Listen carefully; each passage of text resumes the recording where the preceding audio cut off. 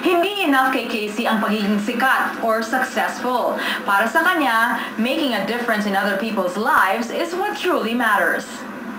Kaya naman hindi lang siya model, icon of the youth pa.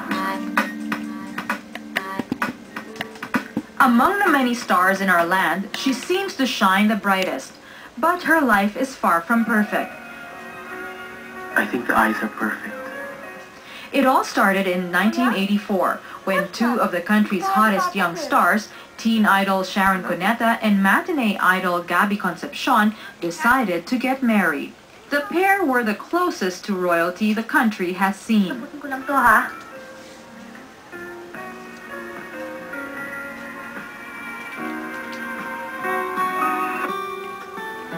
Casey spent her formative years under the guidance of her mother.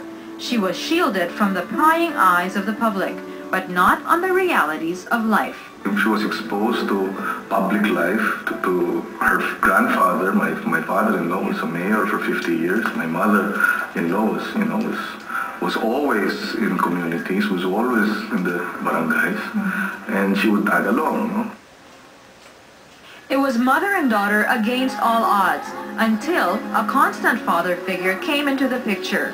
1998 nang pakasalan ni Sharon si Senator Francis Pangilinan. Maluwag naman siyang tinanggap ni Casey. They got even closer when the whole family moved to the U.S. for a year, when the senator took his master's at Harvard University. Nag-bloom talaga siya ron. Parang nawala yung kanyang mga... Dati kasi masyado siyang inhibited. Siguro very conscious siya. Kasi nga kahit saan siya pumunta noon, dito uy, anak ni Sharon, uy, ganyan, uy, ganito. So parang naisip siguro niya bago puman siya kumilos, yung hinuhusgahan na siya. There, she saw the opportunity to do things without fear of being judged. So it wasn't surprising that Casey handled independent life in Paris very well.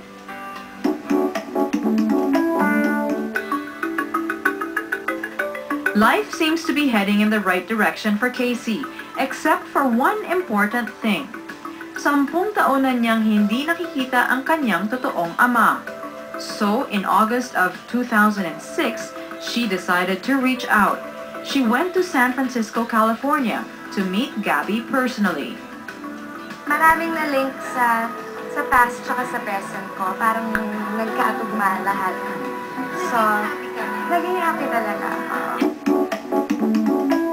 And with almost everything going right in her life, she never forgets to give something back. You know, like, I love children, I love the youth, I love being part of the youth. I'm young, and right now it's something that I think is important to give children, sexually abused children or disabled children, you know, importance to make them feel like they can also have a role in society.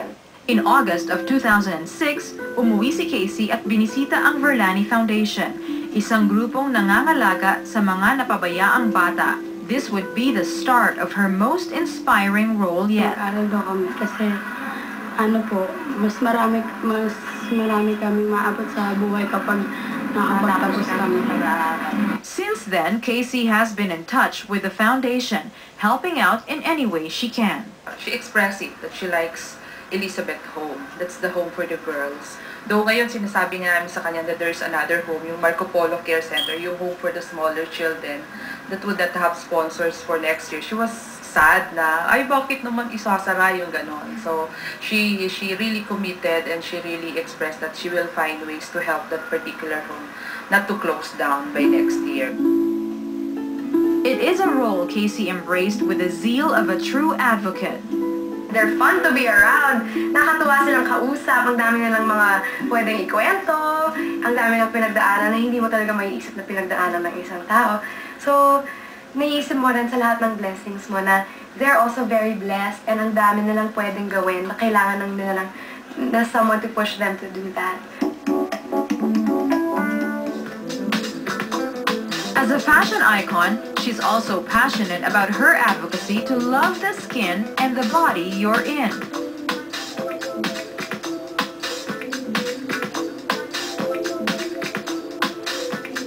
I also grew up with a different body type. A lot about my body is very sort of athletic, very different from a lot of the Filipinas that I meet, Filipinas. So it's realizing that we are many different shapes and colors and we are all Filipino all together. At para sa lahat ng Pinay, ito ang kanyang maipapayo. Love your bodies, love your color.